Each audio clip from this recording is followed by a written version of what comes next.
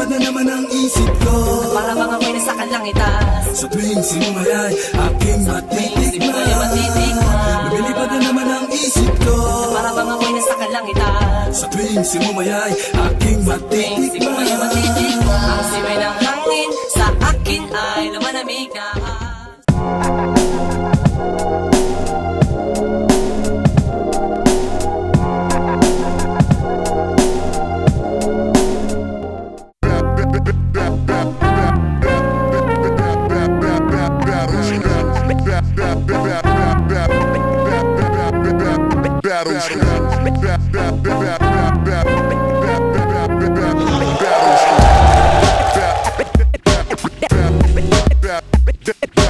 Nung nasabihan ako, nakasali ako sa Isa Buhay, sobrang nung una na-excite talaga ako ng sobra. Pressure habang papalapit yung oras.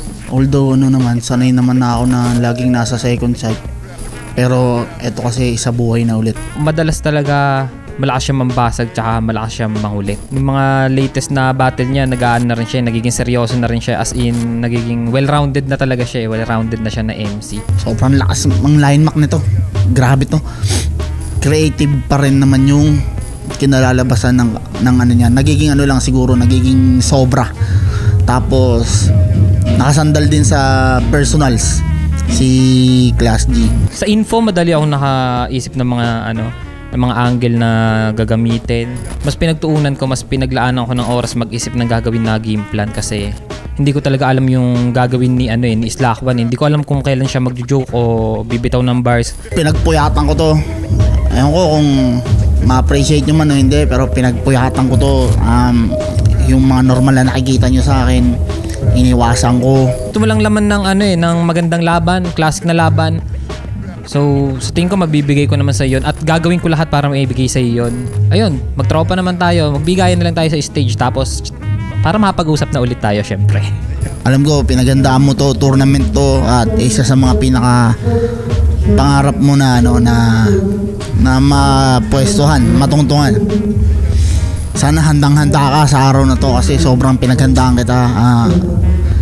Hindi kita ina-underestimate. Alam, lagi ko nasa isip na meron ka talagang kakayahan kahit natalunin ako, pero sana mas gugustuhin kong matalo sa'yo na sobrang lakas kaysa magpabaya ka.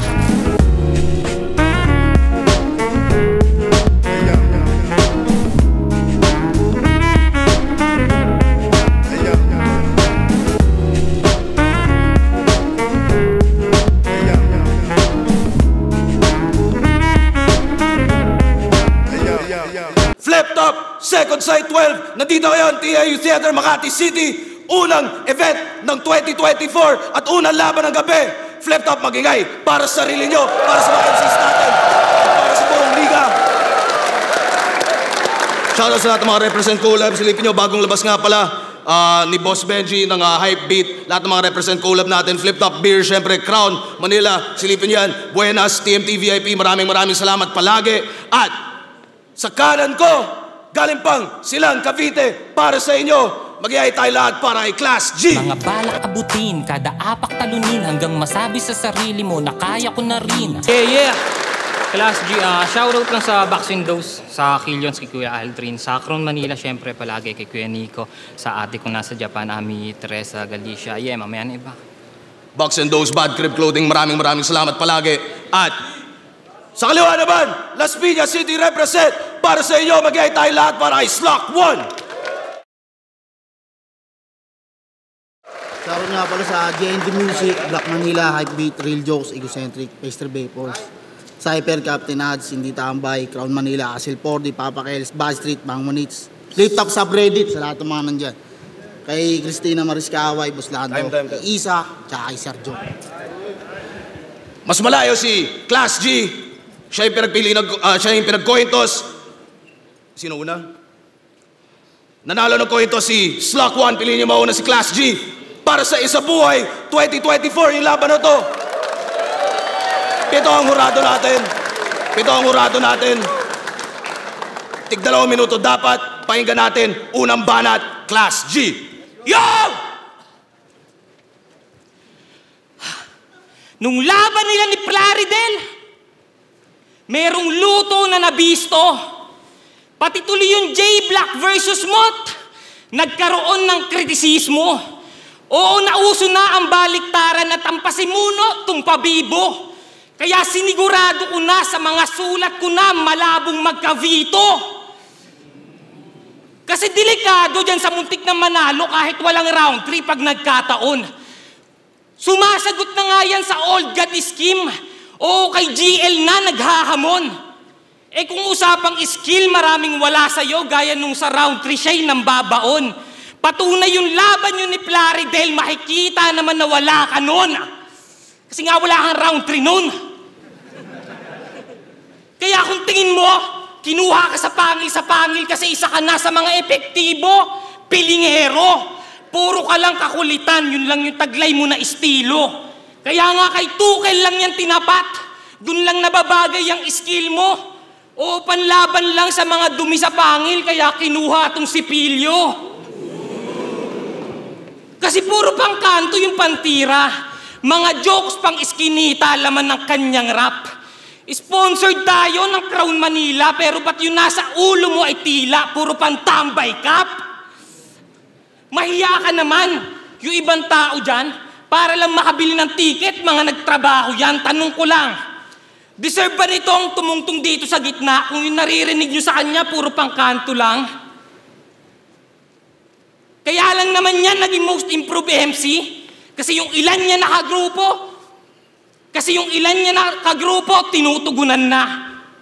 Paano hindi magiging smooth sa pandinig, may lip na binubulungan siya? Nag-aambagan para lang mabuo karakter na kinakatawan niya. Oo, dalawa silang nagtutulungan kaya may nakakatuwang siya, tang inang yan. Kaya anong Huskar na nakaaga, Nims? Baka mirana sa kada laban.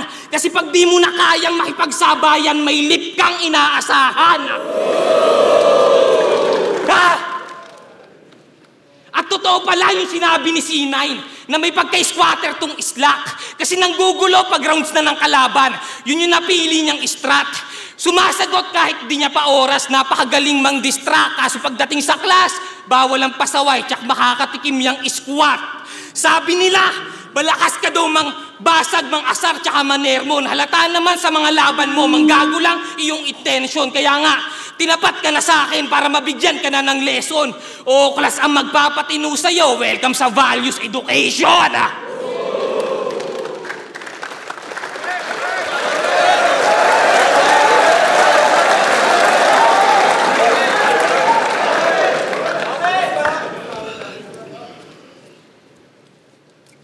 Slack 1 versus Class G. Sa round 1 ang isa buhay agad naglaban. Isang kampi ng motos na pinilit ni Ensight may gapang pwes. Kung eto pala yung manok at kampyon yung niyayabang, panoorin nyo ngayon paano bumagsak tong galing pedestal sa veterano ng laglagan. Ano, gang? Yeah! Sa pa, gang? Yeah! Nick, sabi niya kay Rapian, sabi mo kay Harlem, sabi niya kay Terdy, sabi mo kay Nego. Ang dami niyang sinasabi ng mga sinasabi nila, ibig sabihin walang sinabi to. Kaya di na ako magtataka kung makabuto ng 3 rounds gamit ang mga sinabi ko. Kasi ito, bata ni Mac Castro Merino. O si Surgenio ang padrino, pero pagkakahulma dito, palpak. Kasi panay po na ng linya lang naman ang kayang gawin itong sumasandal sa Mac. Kaya ngayon, isang palaisipan sa akin ang karera mo rito sa paggak. Paano kung hindi napuntusan yung line Mac ngayon? Anong gagawin mo sa battle rap? Ha? Ang lakas po muna ng linya. Samantalang sa laban nila ni Good Kid, sabi niya, lahat ng mga gawa namin dito, convenience. Ikaw, sari-sari mga ini-store. Boss, convenience daw, anak ng puta. Palusot ka ba? Convenience daw. Conveniencing yun, tanga! Tapos ang iyayabang, undefeated na titulado. Simot daw, sigurado. Magbabaliktaran ka pa, yan dali-dali lang ng ginagawa mo. Eto, baliktarin mo yung edit. Gulat ka, no? Di ba? Kaya hindi ka magiging mot, kahit gayahin mo man siya. Ginamitan ka ng edit, pati tide. Dahil sa T, nagkamandya. Kasi tinalo to ni Terdy. Tangina, body bag talaga. Kasi bukod sa puro line mark yung angle, yung mga angle parang tanga. Partida. Yung kalaban niya nun, hindi naka-perfect form. Wala sa best shape. Tas hindi mo naangguluhan, awit yun, bay. Sa mga kanto pa lang ng muka, angle na eh. Ultimo yung geometry na nakalagay. Oh, di ba? Oh, di ba? Paano? Imbis na yung 3, yung 1-2, yung piniling imak, di ba? Oh, pwede mo naman tutukan ng sabay yung 1-2, pati yung 3 na parang 3 o'clock. Oh, di ba? Kaso wala eh. Sablay umanggulo. Kung ano-ano na lang sinabi dun sa battle. Kung tinutukan mo lang sana yung 1, 2, pati yung 3, nakabuo ka ng tamang angle. Dami na. Wala. Pero nakakalungkot doon, kahit anong sabihin ko, hindi makikinig yung class at yun yung bad news. Ganito sa Pinas, pag ang tao bumigat ang value, bumabagsak ang values. Tapos ikaw, kung ang dala mo rito, puro issue, palbak na linya, chismisan, tapos na ang laban. Paano mo ko uugain kung ultimo si Icon Speed na gagawa yan? Alam kong marami kang anggulo sa pagiging pabayang MC ko noon. Pero imbis na doon ka tumuon, maniwala ka sa aking class, yung kaharap mo na islako ng problemahin mo ngayon.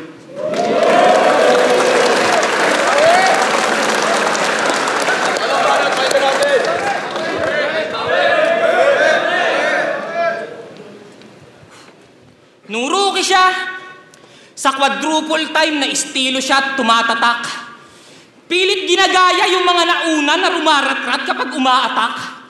Hinahalin tulad na nga yan kay Damsa kasi yung bilis niya daw sumasapat. Gago, it's a prank. Pag ikaw yung nagrarap walang lumilingon tapos hindi ka rin sumasapak. Laban nila ni Sir Deo o pinanood ko, puro pang mabilisan din na lang rap. Buong round 2 mo siyang pinagraratrat, buti hindi ka pinaglalaplap. At ang masaklap, tinalo siya ni Sir Deo na yung utak wala ng remedy. Pues ito simple lang na analogy. Kundi yan nanalo sa SD na may sira, gano'n pa kahina kanya memory. Puro yabang kasi na nagagawa niya daw yung quadruple time, hindi naman maabot. Sa kanya chicken daw mga bok. Ang maririnig nyo naman puro crew para nagtatawag ng manok. Tangina ka? Kaya magpasalamat ka kay Boss Ari, tangina mo ka. Kundi dahil sa kanya, nagmamanok ka. Biruin mo, naging patok ka kahit dati ka lang nagpapatuka. Meron pa akong napanood. Kaduo niya si Jay Nick. Kasama niya mag-speed rap sa may harapan. So ikaw pala nagturo sa kanya ng mga katagang. Tila nagulantang. Tuli na ng mga banatan. JN ethnic kikik, J Nick to, malakas-kas to, malakas-kas. Kung nagturo nun, bukod sa speed rap sa mga battle niya, wala nang ibang reference na makalkal. Puro motor, kotse, truck, sa ganyan diskarte nakasandal. O puro sasakyan lang, laman ng utak, wala nang ibang maisip na paandar, tang inang yan. Rapper na, mekaniko pa. Ang hirap niyan talunin, mga pards. Nakakatakot yung ganyang sulatan, puro sasakyan. The Garage.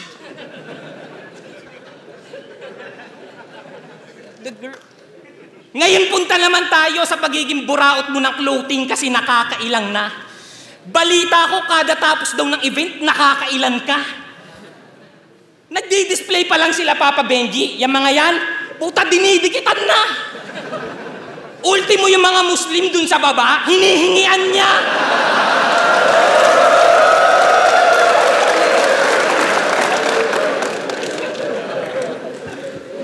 Oh, grabe kong humakot.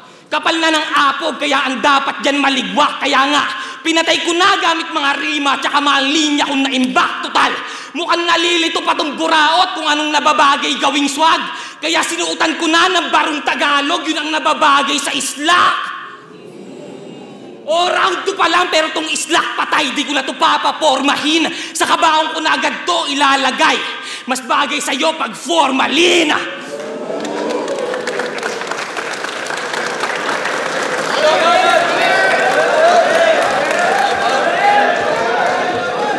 Game.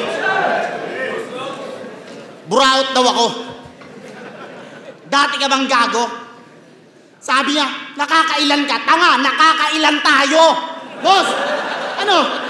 Di na raw siya buraot o gago. Game. Game. Sa totoo lang, wala na talaga gigil ko sa'yo. Tignan mo, ang kalma-kalma ko. Gusto ko lang malaman mo, Gwen, nung long hair ka pa, ang ganda-ganda mo. Naalala ko tuloy nung tayo pa. Nagpakahirap ako, mabilang ka lang ng sing-sing. Tapos nakipaghiwalay ka lang sa akin mula nung mahuli mo kung piningot ko si Mingming. Ina mo, sige, huwag kang mag-alala. Hindi ko kukwento dito na ang lakas-lakas-lakas mong kumain sa Tapsilog. At kung tatanungin niyo ako, ba't pinatulang ko to? Wala. Taglibog. Hop. Seryoso. Alam niyo ba ang pandayo to ni Sight? Oo. Sa Bicol noon nakatakda niyang labanan dun si Doc. Nagre-reklamo pa, ba't daw walang kadating-dating yung kalaban? Ayun, hindi siya sinipot. 5 beses niyang hinanap si Doc. Kahiyan sinacrifice, biruin mo, 5 beses niyang napasan. Doc, puta, parang naka-only rice. Kaya ngayon, kung ako binansagang Benito, kasi Benito ni Enigma, ngayon ako magbabawi, tol. Makikilala ka ngayon sa flip-top bilang Disney kasi Disney put sa Bicol. Kaya Disney, maiba. Etong angulo na to, wala akong ibang pinagkunan na info, kundi video ng laban nila ni Terdy kung gaano siya kayabang dun sa intro. Tangina, binanata ni lubog ng mga baog bars. Nauga naman tong unggoy na to. Nung nalaman niyang tagilid siya, binunot yung huling alas at ang sabi, paano ko mabubuntis yun? Itomboy ako. Boom! Last card, activate!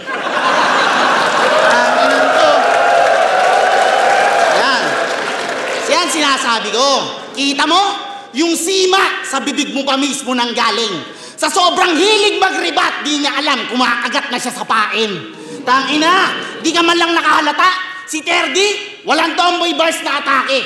Kasi ang game plan ay pakagating ka sa patibong para ikaw mismo ang magsabi. Ganun ang game plan. Parang ganito. Nung round 1, pinunan niya yung mga linya ko kay GL, kay Plaridel, kay Serdeo. O, di ba? Tama? O ngayon pinunan ko yan. Line Mac pa rin ba to? Sino aangal? Kasi hindi na line Mac ang tawag dito. Ang tawag dito, rebattle. Tangina mo, supot ka ba, tol? Ako ba sasabihin puro pa-hype? Puro post? O ngayon, wala nang parinigan. Makikipagdiktikan to ng walang pasaring. Etong lampasaring, di tatagal to sa bakbakan. Matatawag yun lang akong lampasaring kung ang laban ay dakdakan mala Aaron Gordon. Pinabilib ang tao. Kilala rin sa ligang ninakawan ng panalo. Kaya kung pupunahin mo yung pagkakabawi ng panalo sa akin, masasabi ko, oo, mandyado, di kaya ng retouch. Hindi yun magbabago. Ilang beses mang i-rewatch. Pero kaya kong sabihin sa harap mo, sa harap ng mga taong to, na oo, matatalo ako sa replay, pero hindi sa rematch. Tangina, hindi sa rematch. Kaya kung eto lang, boss, tutumba to sa 2 rounds kahit sabihin peke pa panalo ko. Pero itong may peking panalo siyang rason at dahilan kung ba't magiging tunay ang talo mo. Lalampaso kita rito ng malinis. Patas, walang halong kakupalan to. Ipinagyayabang mong kampyong ka, pes ngayon patunayan mo.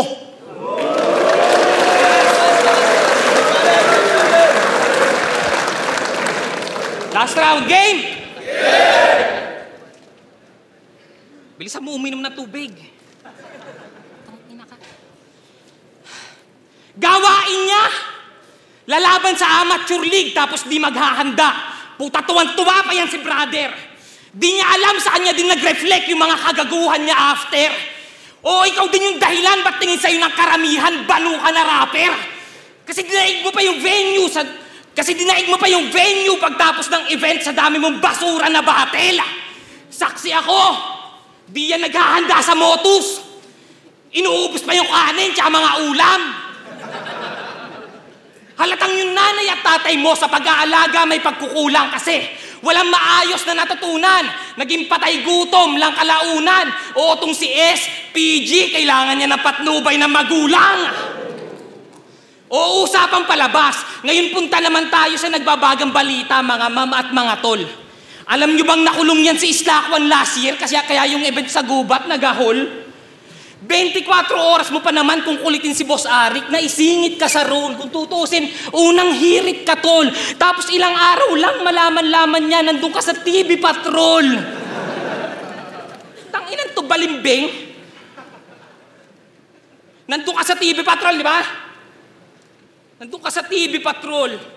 Tapos ilang araw lang malaman-laman niya, nandun ka sa TV Patrol. Sayang naman yung intro mong Magandang Gabi Bayan. Hindi mo na nabitaw pa.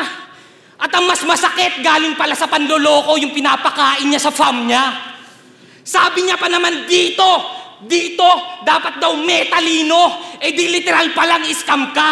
Kasi hindi mo kailangan magbenta ng peking globe na SIM kung talagang smart ka. Tangina ka. Kaya dapat magpasalamat to kay M-Site kasi siya yung nagpabago sa kanya. Kahit kaki, lalalang na bago, binibigyan ng trabahong maganda. Nasa jeans na yan ni Gago, umasa sa ibang tao, ganyan siya. At alam mo kung gaano ka katanga. Pinangalanan mo yung sarili mo na islak, pero kinakargo ka lang niya. Tapos magtataka pa, ba't siya napag-iwanan ni Kiram? Oo, yun yung palagi niya na dinadamdam. Kasi di ba nag-post ka na magiging kagaya ka din niya na matatapos din mga pinapasan? Wala namang masama sa mangarap, pero dapat sa sipag yan dinadaan. Hindi gaya nito. Inaasa niya lang sa M para makuha niya yung inaasama. O wala kang sarili na galaw, kailangan pang ipapit ka. Tapos nung laban nyo ni C9, nilait mo yung hassle niya. Di na kasi siya pinapansin ng partner niya. O ayaw na ni Kiram, katandem siya. Kaya naiinggit sa mainit na mami ni C9, nanlamig na kasi yung pares niya. Kay Mark aka Kiram pa mismo galing yung info kaya lahat ng yan umaakma. O yung partner mo nilaglag ka, sa likuran sinaksak ka, para kang estudyante na sobrang sipag. Kaso sa isang subject pumalpak ka, kasi merong mark na humatak sa'yo pababa, kaya sa class bumagsak ka. Lipanan, pahinga natin! Ako naman magsasabi, tapusin na natin to. Yay! Agresibo ka? Pag-usapan natin yan ngayon, tangina mo. Yung pagsisigaw-sigaw mo na yan, di ba wala ka pa sa plate top ako nagsabi niyan sa'yo? Kaya kung gagawin mo sa akin yan ngayon, para kang sinapian ng espiritong walang konsensya, bro. O exorcism. Habang sumisigaw ka dyan, lalamunin ka ng presensya ko. Wala to, tol. Wala to. Tangina. Putang ina mo. Wala to, babe. Wala to. Tapos sasabihin nyo, hindi ko kayang tapusin yung class.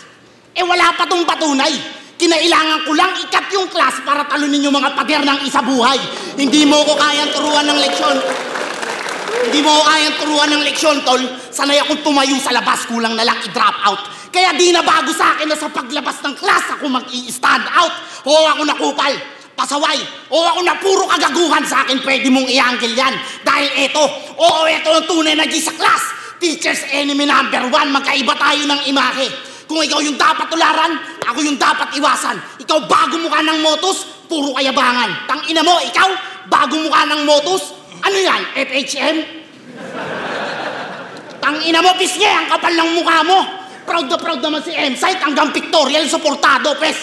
Boss M-Site, eto pictorial, close-up shot. Talagang mag-all out yung amo bago i-release yung magazine. Pagka-blow yung utak mag-i-scatter parang nalulung sa slot machine. Oh. Ngayon tumama sa makitid, yung experience, mind-blowing. Makikitang nag-party-party yung mga utak, alam mo nakikipag-brainstorming ano. Yung nilarawan nakuha, nagkalaman, nabuksan yung mga isip na sarado, pinakita ko lang na ganito, bigyan ng leksyon yung class. Malinis, detalyado. Ibang klase ka pa rin ba? Siyempre, oo. Pero sa aming mga section 1, tong ibang klase, bobo. Kasi tumamba lang to kay Rapian. Tas kay Emar, ganun pa rin. Tangina, tumamba lang to kay Rapian, tas kay Emar, ganun pa rin. Tangina, talagang katakataka yung mga panalo mong gusot. Kasi kung tumamba ka sa unang dalawa, swerte. Pero pagdating sa third, hindi na lumusot. Hindi to lumusot sa third. Kaya kung usapang ranking ng mga rookie, putya, malambot pa yan. Yung third bumabiyaki na papuntang first, ito hanggang fourth na lang. Fourth. Fourth, third, second, first. Sabit sa sak, Pasko, sabit, Pasko, sak. Ganito ka diba? Pinapaliwanag pa, puta. Piling magaling. Nagpapaliwanag pa, puta! Piling magaling! Samantalong nung laban nila ni Terdy, kitang-kita kung paano siya nanliliit habang niyayabangan ng lupain. Kaya kung kay Terdy, litaw na litaw yung mga hirap mong dinaing, mas mahirap pa ako sa third class, hindi lang to basta squatting. Tangin ang ganda ng pagkamatay mo. Talagang panahon ba nag-adjust? Pinapaalalang may hangganan niyang tinatahak mong landas. Ito ay aral para mas. Tumantas pa ang iyong antas dahil ito yung old school summertime. Alam mong Marso magtatapos ang class.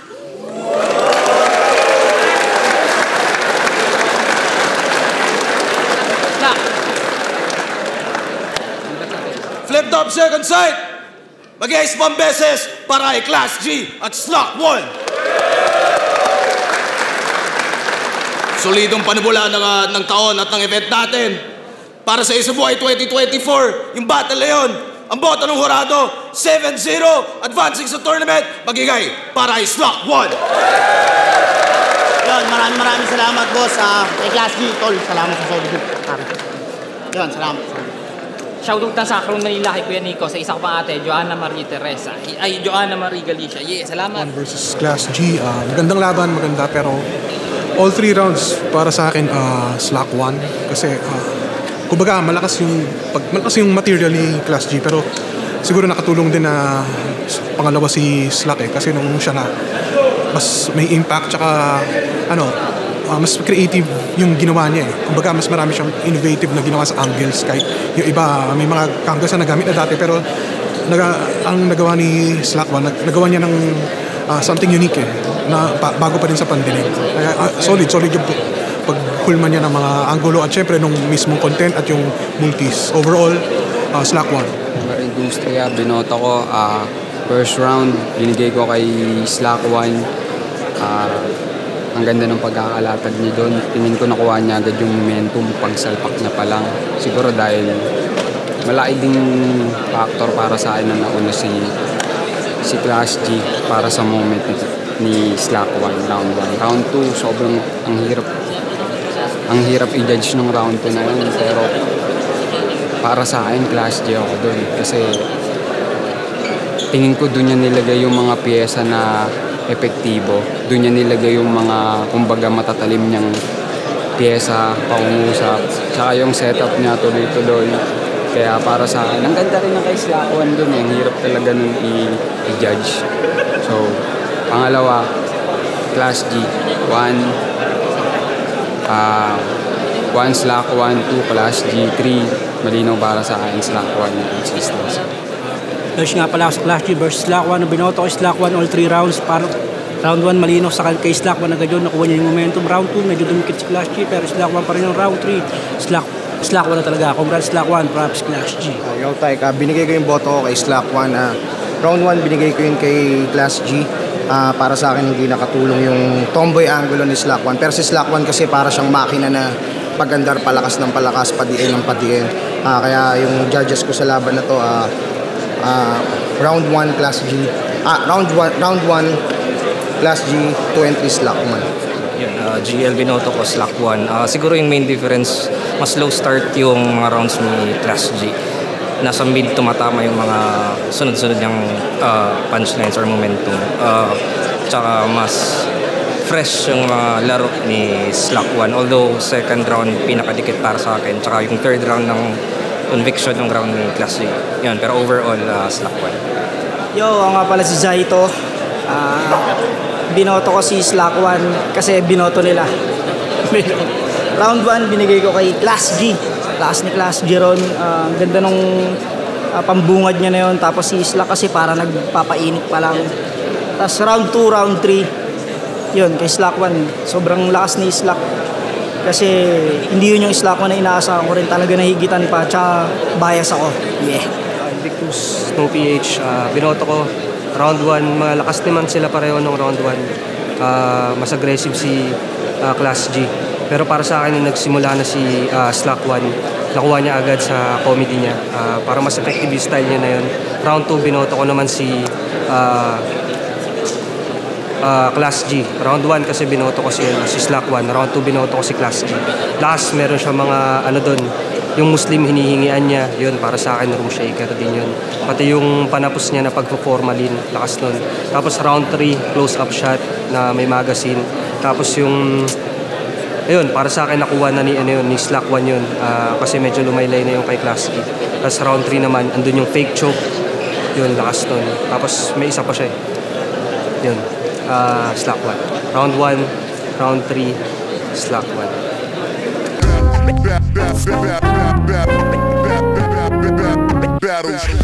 Ayun, nung round 1 or tsaka round 2, feeling ko kaya Kaya nung round 1 at round 2. Tapos nung pagdating nung round 3, ako pa naman yung una.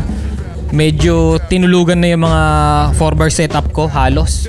32 lines na naka 4-bar setup, tinulugan. Hindi na-reactan. Kaya nung pagbanat ni Slack 1, sabi ko makakuha lang siya dito ng isa o dalawang haymaker.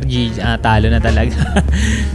Yung sa round 3. Tapos nung, ayun. Pero masaya ako sa ganun.